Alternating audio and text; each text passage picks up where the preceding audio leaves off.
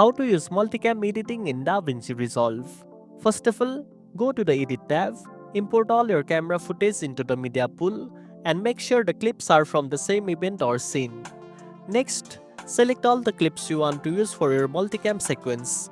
Right-click and choose Create New Multicam Clip using selected clips. In the dialog box, you can sync the clips by timecode, sound, markers, or in and out points. Audio sync is usually the easiest option if your camera's recorded sound. Then, click on Create.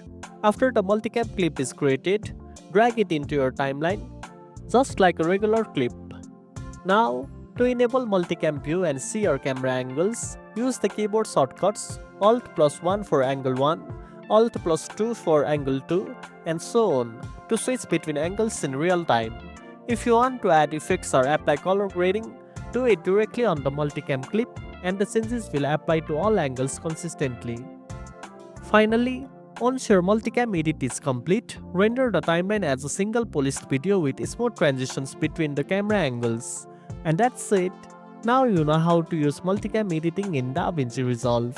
If you found this video helpful, don't forget to like, share, and subscribe for more tech tips. Thanks for watching, and I'll see you in the next one.